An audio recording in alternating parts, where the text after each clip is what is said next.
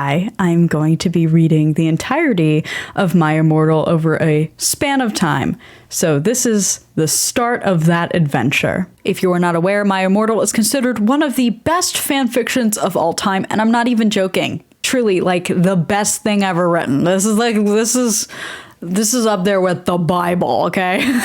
I wanted to read this chapter by chapter, make this a little bit of a series, because I think that there are not enough good readings of the entirety of My Immortal on the internet, and I want to make it my mission to have some more documentation of this absolutely legendary fanfiction. I am going to be reading a couple of chapters at a time so that I don't burn myself out, because this is a lot. There's a lot here, but it's worth it. So without further ado, let's get into it.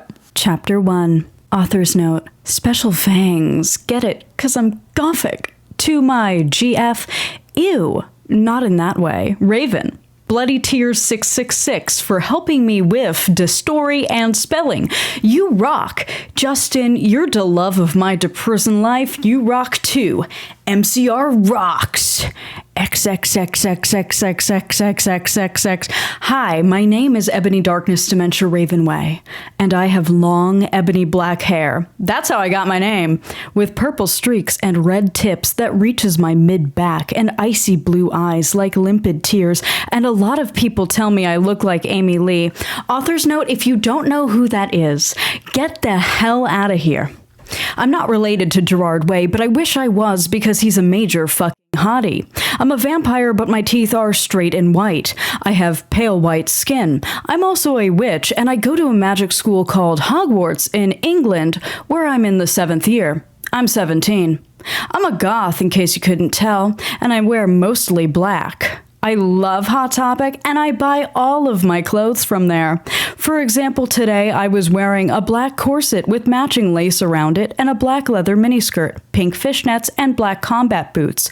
I was wearing black lipstick, white foundation, black eyeliner, and red eyeshadow. I was walking outside Hogwarts. It was snowing and raining, so there was no sun, which I was very happy about. A lot of preps stared at me. I put up my middle finger at them. "Hey, Ebony!" shouted a voice. I looked up. It was Draco Malfoy. "What's up, Draco?" I asked.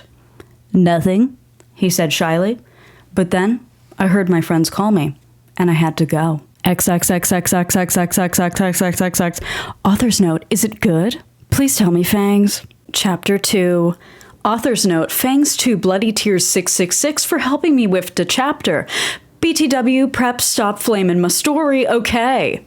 XXXXXXXXXXXXXXXXXXX. The next day, I woke up in my bedroom. It was snowing and raining again. I opened the door of my coffin and drank some blood from a bottle I had. My coffin was black ebony, and inside was hot pink velvet with black lace on the ends. I got out of my coffin and took off my black MCR t-shirt, which I used for pajamas. Instead, I put on a black leather dress, a pentagram necklace, combat boots, and black fishnets on. I put on 4 pairs of earrings in my pierced ears and put my hair in a kind of messy bun.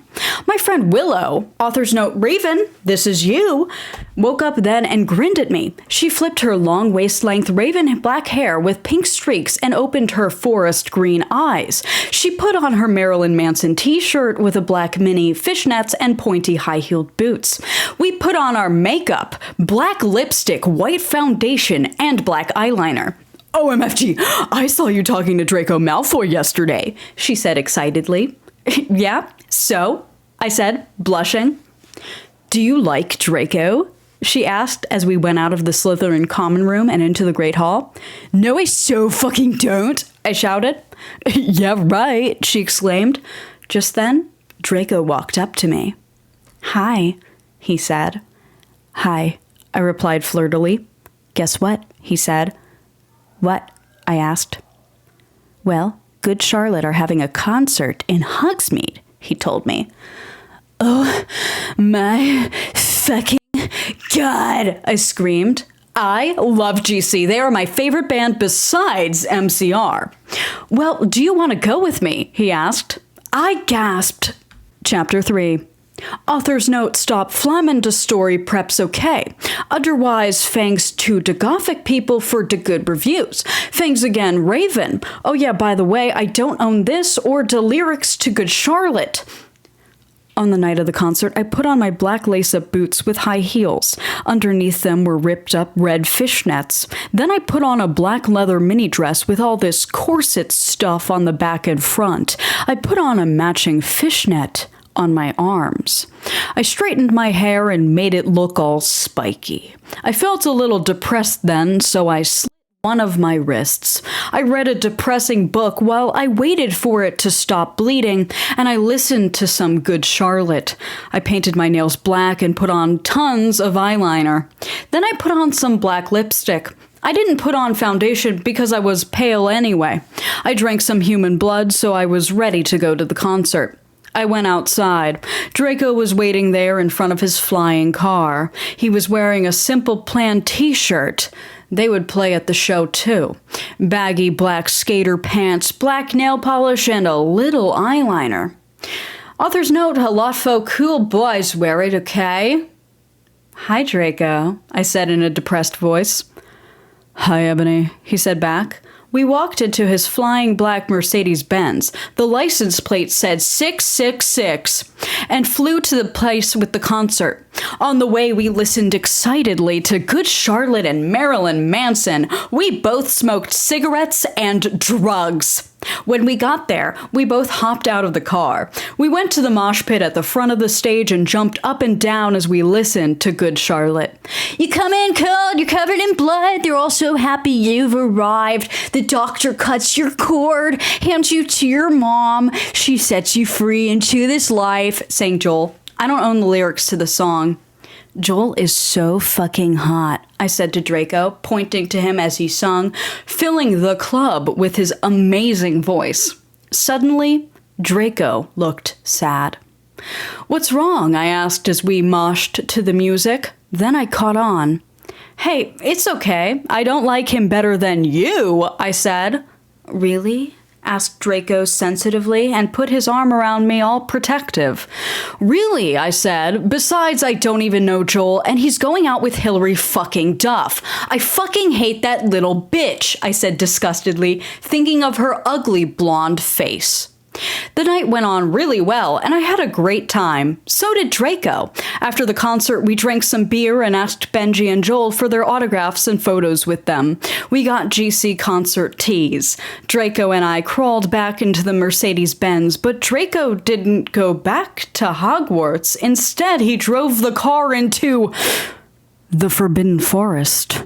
Chapter 4. Author's note. I said stop flaming, okay? Ebony's name is Enemy, not Mary Sue, okay? Draco is so in love with her that he is acting different.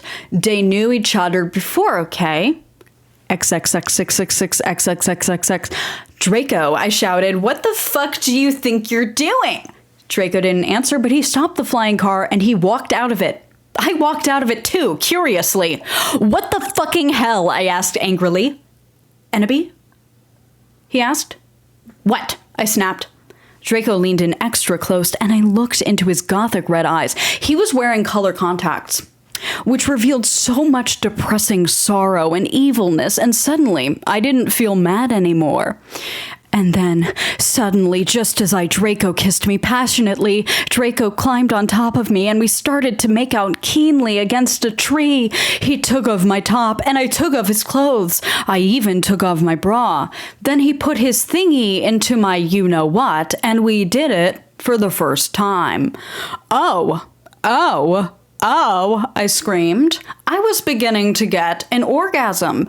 We started to kiss everywhere and my pale body became all warm. And then, what the hell are you doing, you motherfuckers? It was Dumbledore. Chapter 5. Author's note, stop flaming. If you flam it, it means you're prep or a poser. The only reason Dumbledore swore is because he had a headache, and on top of that, he was mad at them for having sex. P.S. I'm not updating until I get 5 good revals. XXX66666XXXXXX. Dumbledore made and Draco and I follow him. He kept shouting at us angrily. You ludicrous fools! He shouted. I started to cry tears of blood down my pallid face. Draco comforted me. When we went back to the castle, Dumbledore took us to Professor Snape and Professor McGonagall, who were both looking very angry. "They were having sexual intercourse in the Forbidden Forest," he yelled in a furious voice. "Why would you do such a thing, you mediocre dunces?" asked Professor McGonagall. "How dare you?" demanded Professor Snape. And then Draco shrieked. "Because I love her!" Everyone was quiet. Dumbledore and Professor McGonagall still looked mad, but Professor Snape said, "Fine. Very well. You may go up to your rooms." Draco and I went upstairs while the teachers glared at us. "Are you okay, Ebony?" Draco asked me gently. "Yeah, I guess," I lied. I went to the girls' room and brushed my teeth and my hair and changed into a low-cut black floor-length dress with red lace all around it and black high heels when I came out. Draco was standing in front of the bathroom and he started to sing "I Just Wanna Live" by Good Charlotte. I was so flattered, even though he wasn't supposed to be there. We hugged and kissed. After that, we said goodnight, and he reluctantly went back into his room. Chapter 6. Author's note: should up preps, okay? P.S. I would not update until you give me good revals. XXXXXXXXXXXXXXXXX. The next day, I woke up in my coffin. I put on a black miniskirt that was all ripped around the end and a matching top with red skulls all around it and high-heeled boots that were black. I put on 2 pairs of skull earrings and 2 crosses in my ears. I spray-painted my hair with purple. In the Great Hall, I ate some Count Chocula cereal with blood instead of milk and a glass of red blood. Suddenly, someone bumped into me. All the blood spilled over my top. "Bastard!" I shouted angrily. I regretted saying it when I looked up because I was looking into the pale white face of a gothic boy with spiky black hair with red streaks in it. He was wearing so much eyeliner that I was going down his face, and he was wearing black lipstick. He didn't have glasses anymore, and now he was wearing red contact lenses, just like Draco's, and there was no scar on his forehead anymore. He had a manly stubble on his chin. He had a sexy English accent. He looked exactly like Joel Madden. He was so sexy that my body went all hot when I saw him, kind of like an erection, only I'm a girl, so I didn't get one, you sicko. "I'm so sorry," he said in a shy voice. "That's all right. What's your name?" I questioned. "My name's Harry Potter, although most people call me Vampire these days," he grumbled. "Why?" I exclaimed. "Because I love the taste of human blood," he giggled. "Well, I am a vampire," I confessed. "Really?" he whimpered. "Yeah!" I roared. We sat down to talk for a while. Then Draco came up behind me and told me he had a surprise for me, so I went away with him. Chapter 7, Bring Me to Life. Author's note: well, okay, you guys, I'm only writing this because I got 5 God reviews. BTW, I won't write the next chapter till I get 10 good reviews. Stop flaming or I'll report you. Ebony isn't a Mary Sue, okay? She isn't perfect, she's a satinitz. And she has problems. She's depressed, for God's sake. XXXXXXXXXXXXXX. Draco and I held our pale white hands with black nail polish as we went upstairs. I was wearing red Satanist sins on my nails and red nail polish. Author's note: see, doesn't that sound like a Mary Sue to you? I waved to Vampire. Dark misery was in his depressed eyes. I guess he was just jealous of me that I was going out with Draco. Anyway, I went upstairs excitedly with Draco. We went into his room and locked the door. Then we started Frenching passively, and we took off each other's clothes enthusiastically. He felt me up before I took off my top. Then I took off my black leather bra, and he took off his pants. We went on the bed and started making out naked, and he put his boy's thingy in mine, and we had sex. See, is that stupid? Oh, Draco, I screamed while getting an orgasm when all of a sudden I saw a tattoo I had never seen before on Draco's arm. It was a black heart with an arrow through it. On it, bloody gothic writing were the words, "Vampire." I was so angry. "You bastard!" I shouted angrily, jumping out of the bed. No, but you don't understand," Draco pleaded, but I knew too much. "No, you fucking idiot," I shouted. "You probably have AIDS anyway." I put on my clothes all huffily and then stomped out. Draco ran out even though he was naked. He had a really big you-know-what, but I was too mad to care. I stomped out and so did until I was in Vampire's classroom where he was having a lesson with Professor Snape and some other people. "Vampire Potter, you motherfucker!" I yelled. Chapter 8. Author's note, stop flassing, okay? If you do, then you're a prep. XXXXX666XXXXX. Everyone in the class stared at me, and then Draco came into the room, even though he was naked, and started begging me to take him back.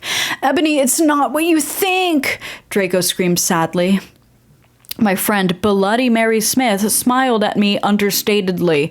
She flipped her long waist-length gothic black hair and opened her crimson eyes like blood that she was wearing contact lenses on. She had pale white skin that she was wearing white makeup on. Hermione was kidnapped when she was born. Her real parents are vampires, and one of them is a witch. But Voldemort killed her mother, and father committed suicide because he was depressed about it. She still has nightmares about it, and she is very haunted and depressed. It also turns out her last name is Smith and not Granger. Since she has converted to Satanism, she is in Slytherin now, not Gryffindor. "What is it that you desire, you ridiculous dimwit?" Snape demeaned angrily in his cold voice, but I ignored him. "Vampire, I can't believe you cheated on me with Draco," I shouted at him. Everyone gasped.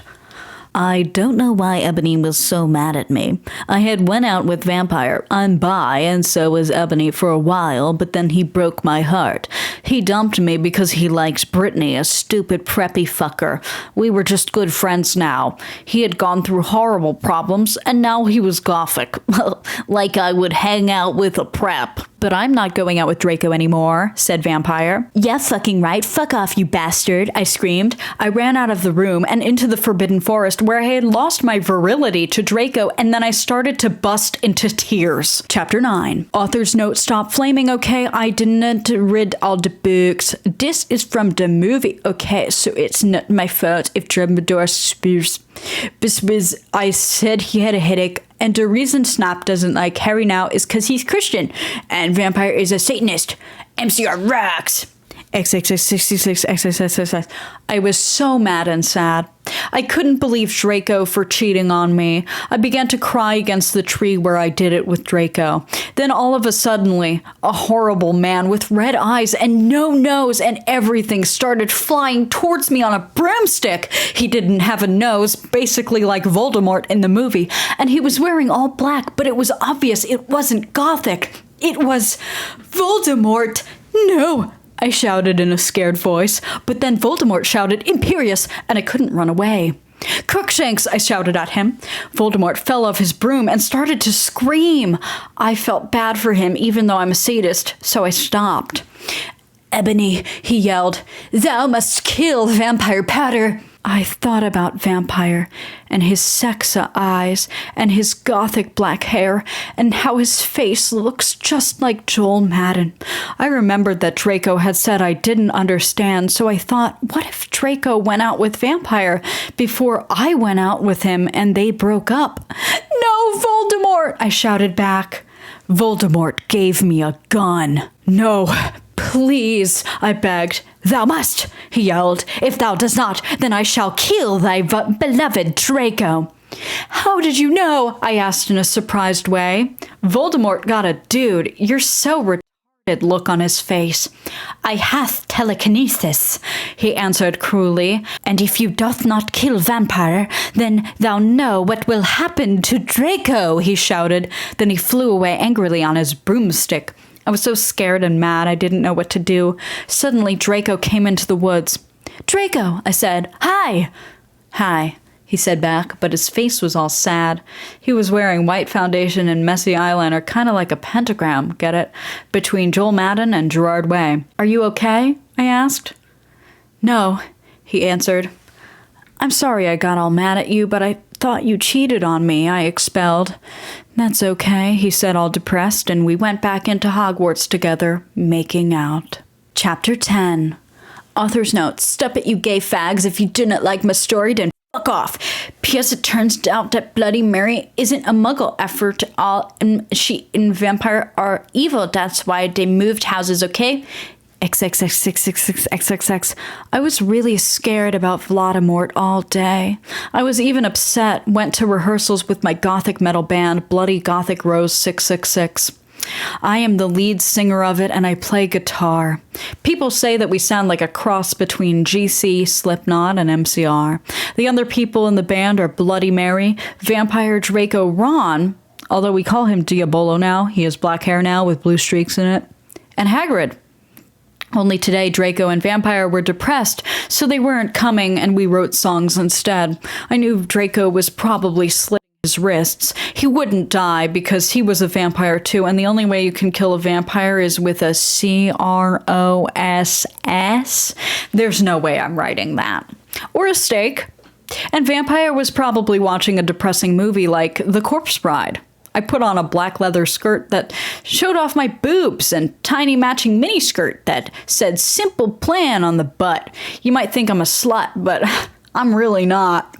We were singing a cover of Helena, and at the end of the song, I suddenly burst into tears. Ebony, are you okay? Bloody Mary asked in a concerted voice. What the fuck do you think? I asked angrily. Then I said, well, Voldemort came and the fucking bastard told me to fucking kill Harry Potter.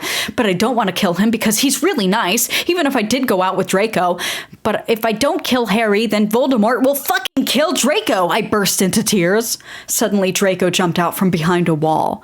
Why didn't you just fucking tell me? He shouted. How could you fucking poser muggle bitch? See, is that out of character?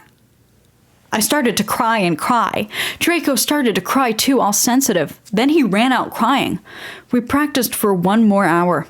Then suddenly Dumbledore walked in angrily. His eyes were all fiery, and I knew this time it wasn't because he had a headache.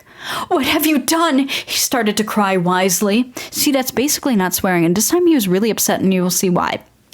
Ebony, Draco has been found in his room. He committed suicide by slitting his wrists. That was my Immortal. Thank you for tuning in. Tune in next time to see what happens with Ebony. Tune in next time to see what happens with Ebony and the gang. Today I'm going to be reading my Immortal.